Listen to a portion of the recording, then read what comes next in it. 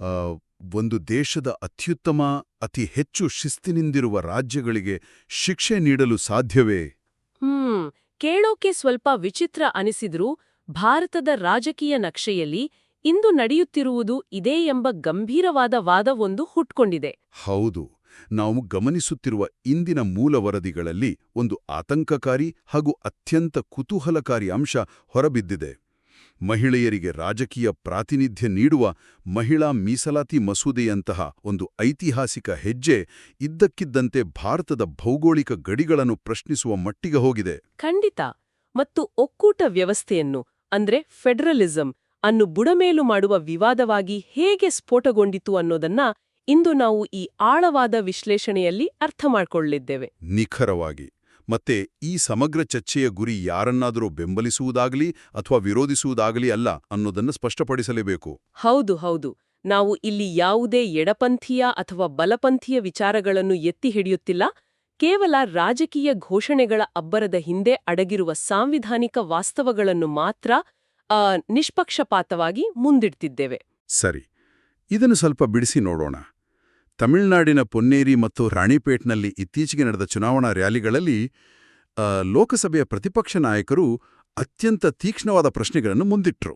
ಇಲ್ಲಿ ಗಮನಿಸೆಳೆಯುವ ಕುತೂಹಲಕಾರಿ ಅಂಶವೆಂದರೆ ಒಂದು ಹಕ್ಕಿನ ಪ್ರದಾನವು ಮತ್ತೊಂದು ಹಕ್ಕಿನ ಕಸಿಯುವಿಕೆಗೆ ಹೇಗೆ ಷರತ್ತಾಗಿ ಬದಲಾಗಬಹುದು ಎಂಬುದು. ಹೌದು, ಅದೇ ಅಲ್ವಾ ಇಲ್ಲಿ ಆಶ್ಚರ್ಯ ತರುವ ವಿಚಾರ. ಪ್ರಧಾನಿ ನರೇಂದ್ರ ಮೋದಿ ಮತ್ತು ಗೃಹ ಸಚಿವ ಅಮಿತ್ ಶಾ ಅವರು ದೇಶದ ಮುಂದಿಟ್ಟಿರುವ ಮಹಿಳಾ ಮೀಸಲಾತಿಯನ್ನ ಕೇವಲ ಒಂದು ರಾಜಕೀಯ ಮರೀಚಿಕೆ ಅಂತ ಪ್ರತಿಪಕ್ಷಗಳು ಕರೆದಿವೆ. ಶಾಸನ ಸಭೆಗಳಲ್ಲಿ ಮಹಿಳೆಯರಿಗೆ 33% ಮೀಸಲಾತಿ ನೀಡುವುದು ಸಂಪೂರ್ಣವಾಗಿ ಸ್ವಾಗತಾರ್ಹವಾದ ವಿಷಯ, ಎಲ್ಲರೂ ಒಪ್ಪುವ ವಿಚಾರ. ಆದರೆ ಇದರ ಹಿಂದೆ ಒಂದು ಪೈಶಾಚಿಕ ಕಲ್ಪನೆ ಅಡಗಿದೆ ಅನ್ನೋದು ವಿಪಕ್ಷಗಳ ಗಂಭೀರ ಆರೋಪ. ಅಂದ್ರೆ ಮಹಿಳೆಯರಿಗೆ ಅಧಿಕಾರ ನೀಡುವ ನೆಪದಲ್ಲಿ ದೇಶದ ಚುನಾವಣಾ ನಕ್ಷೆಯನ್ನ ಸಂಪೂರ್ಣವಾಗಿ ಬದಲಾಯಿಸುವ ಕಾರ್ಯತಂತ್ರ ಇದಾಗಿದೆ ಅಂತ ಅವರು ವಾದಿಸ್ತಿದ್ದಾರೆ. ನಿಜ. ಈ ಬಿಕ್ಕಟ್ಟು ಕೇವಲ ರಾಜಕೀಯ ಪಕ್ಷಗಳ ನಡುವಿನ ಜಗಳ ಅಲ್ಲ, ಇದು ಭಾರತದ ಒಕ್ಕೂಟ ವ್ಯವಸ್ಥೆಯ ಅಡಿಪಾಯವನ್ನೇ ಅಲ್ಲಾಡಿಸ್ತಿರುವ ವಿದ್ಯಮಾನ. ಇದನ್ನ ನೋಡಿದ್ರೆ ಆ ಗ್ರೀಕ್ ಪುರಾಣದ ಟ್ರೋಜನ್ ಹಾರ್ಸ್ ಕಥೆ ನೆನಪಾಗುತ್ತೆ. ಓಹೋ, ಆ ಮರದ ಕುದುರೆಯ ಕಥೆ. ಹೌದು, ನಿಖರವಾಗಿ. ಟ್ರಾಯ್ ನಗರದ ಜನರಿಗೆ ಹೊರಗಿನಿಂದ ನೋಡಲು ಅದೊಂದು ಸುಂದರವಾದ ಬೃಹತ್ ಮರದ ಕುದುರೆಯ ಕೊಡುಗೆಯಂತೆ ಕಂಡಿತು. ಸಂತೋಷದಿಂದ ಒಳಗೆ ತಂದ್ರು. ಆದರೆ ಅದರ ಹೊಟ್ಟೆಯೊಳಗಿಂದ ಶತ್ರು ಸೈನ್ಯ ಹೊರಬಂದು ಇಡೀ ನಗರವನ್ನು ಆಕ್ರಮಿಸಿತು ಅಲ್ವಾ? ಇಲ್ಲಿಯೂ ಹಾಗೆ ಆಗ್ತಿದೆಯನ್ನೋದು ವಿಪಕ್ಷಗಳ ವಾದ. ಹೊರಗಿನಿಂದ ನೋಡಲು ಮಹಿಳಾ ಸಬಲೀಕರಣದ ಸುಂದರ ಕೊಡುಗೆ, ಆದರೆ ಒಳಗೆ ಚುನಾವಣಾ ಸಮತೋಲನವನ್ನು ಬದಲಾಯಿಸುವ ಸೈನ್ಯ ಅಡಗಿದೆಯಾ? ಹಾಗಾದ್ರೆ ಇದರ ಒಟ್ಟಾರೆ ಅರ್ಥವೇನು? ಏನ್ ಗೊತ್ತಾ, ಈ ಆತಂಕಕ್ಕೆ ಕಾರಣ ಆಗಿರೋದು ಮಸೂದೆಯ ಕಾನೂನಾತ್ಮಕ ಕರಡಿನಲ್ಲಿರುವ ಒಂದು ನಿರ್ದಿಷ್ಟ ಷರತ್ತು.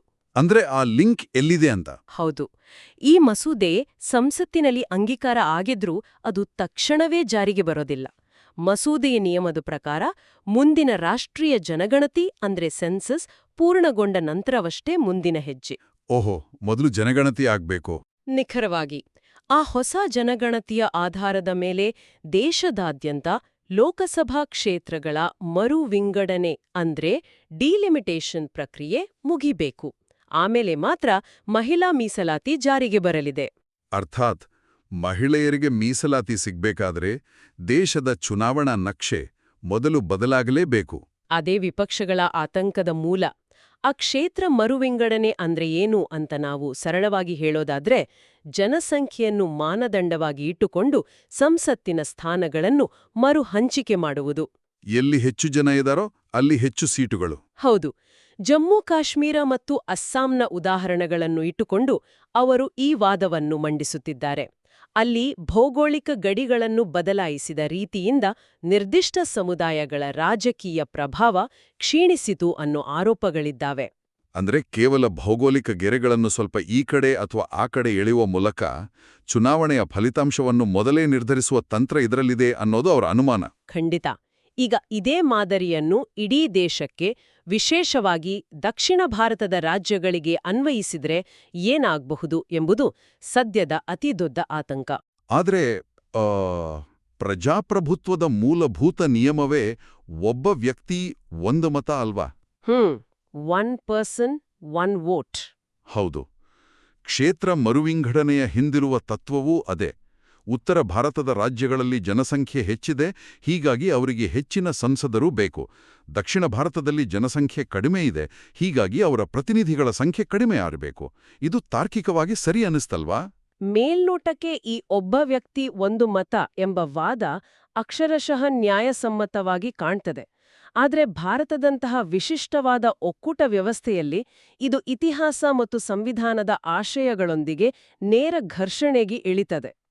ಓ, ಹೇಗೆ ಅಂತ ಸ್ವಲ್ಪ ವಿವರಿಸಬಹುದಾ? ಖಂಡಿತ.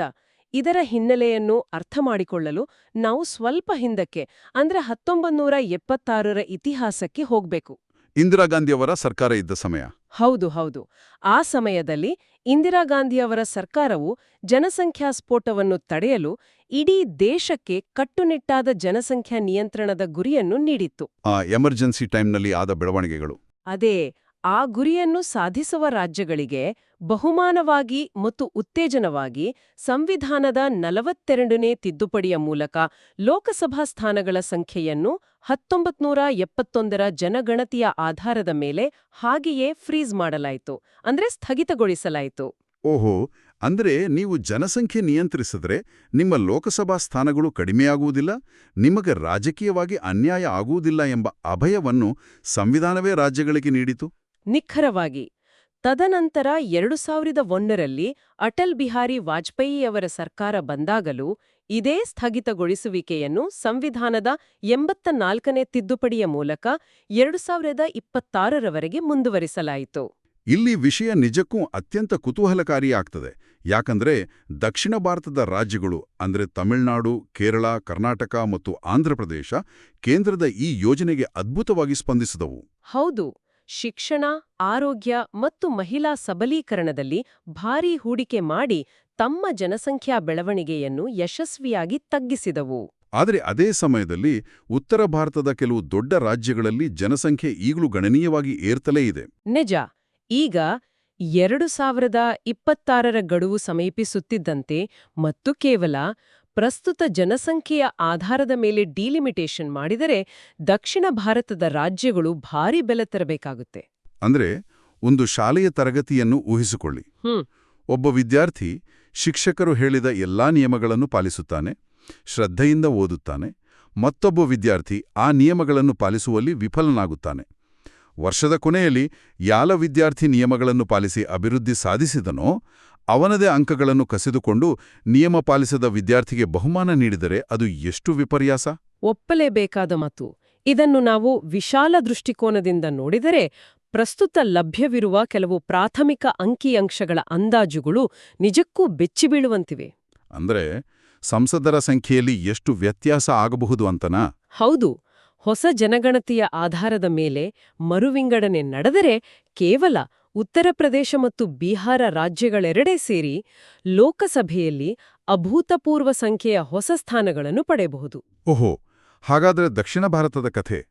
ಅದೇ ಸಮಯದಲ್ಲಿ ಇಡೀ ದಕ್ಷಿಣ ಭಾರತದ ಎಲ್ಲಾ ರಾಜ್ಯಗಳೂ ಸೇರಿ ತಮ್ಮ ಒಟ್ಟು ಸಂಸದೀಯ ಬಲದಲ್ಲಿ ಭಾರೀ ಕುಸಿತವನ್ನು ಕಾಣುವ ಅಪಾಯವಿದೆ. ಇದು ನಿಜಕ್ಕೂ ಆತಂಕಕಾರಿ. ಏಕೆಂದ್ರೆ ಸಂವಿಧಾನದ ಮೊದಲನೇ ವಿಧಿಯು ಭಾರತವನ್ನು ರಾಜ್ಯಗಳ ಒಕ್ಕೂಟ ಅಂದ್ರೆ ಯೂನಿಯನ್ ಆಫ್ ಸ್ಟೇಟ್ಸ್ ಎಂದು ಕರೆಯುತ್ತದೆ. ಖಂಡಿತ. ದಕ್ಷಿಣ ಭಾರತದ ರಾಜ್ಯಗಳ ರಾಜಕೀಯ ಧ್ವನಿಯೇ ದೆಹಲಿಯಲ್ಲಿ ಕ್ಷೀಣಿಸಿ ಹೋದ್ರೆ ಸಂವಿಧಾನದ ಈ ಒಕ್ಕೂಟ ತತ್ವಕ್ಕೆ ಅರ್ಥವಿಲ್ಲದೆ ಎಂಬುದು ವಿಪಕ್ಷಗಳ ಪ್ರಮುಖ ಪ್ರಶ್ನೆ. ಹೌದು. ಕೇಂದ್ರ ಸರ್ಕಾರವು ರಾಜ್ಯಗಳ ಧ್ವನಿಯನ್ನು ಹತ್ತಿಕ್ಕುವಂತಿಲ್ಲ. ಇದು ಕೇವಲ ಅಂಕಿಅಂಶಗಳ ಕುಸಿತವಲ್ಲ.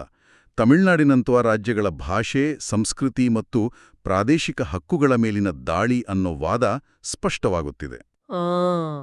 ಆದ್ರೆ ಈ ಸಂಕೀರ್ಣವಾದ ತಾಂತ್ರಿಕ ಮತ್ತು ಭೌಗೋಳಿಕ ವಾದಗಳನ್ನು ವಿಪಕ್ಷಗಳು ಮುಂದಿಟ್ಟಾಗ ಆಡಳಿತ ಪಕ್ಷ ಸುಮ್ಮನೆ ಕೂರ್ಲಿಲ್ಲ. ಹೌದು. ಅವರ ಕಡೆಯಿಂದಲೂ ಪ್ರಬಲವಾದ ತಿರುಗೇಟು ಬಂದೇ ಬಂತು.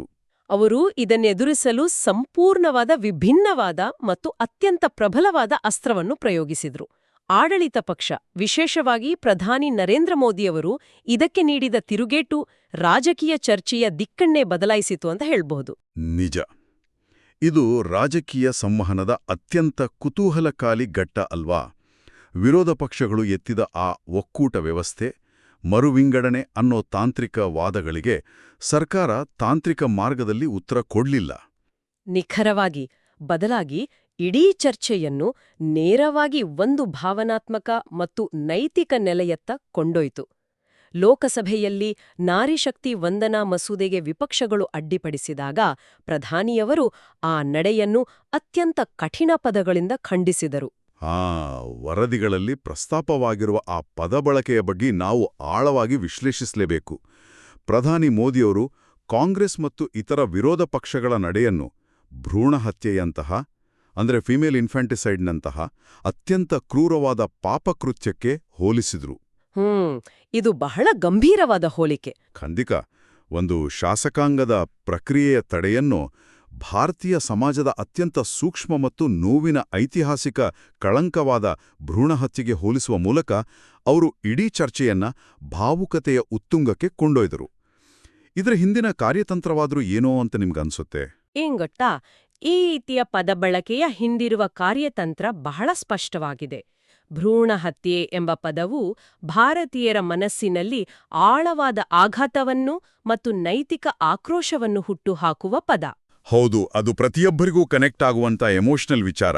ಅದೇ ವಿಪಕ್ಷಗಳು ಮಂಡಿಸ್ತಿದ್ದ ಡಿಲಿಮಿಟೇಷನ್ ಮತ್ತು ದಕ್ಷಿಣ ಭಾರತದ ಪ್ರಾತಿನಿಧ್ಯ ಎಂಬ ವಾದಗಳು ಸಾಮಾನ್ಯ ಜನರಿಗೆ ಅರ್ಥವಾಗಲು ಸ್ವಲ್ಪ ಕ್ಲಿಷ್ಟಕರವಾದ ಭೌಗೋಳಿಕ ಮತ್ತು ಕಾನೂನಾತ್ಮಕ ವಿಚಾರಗಳು.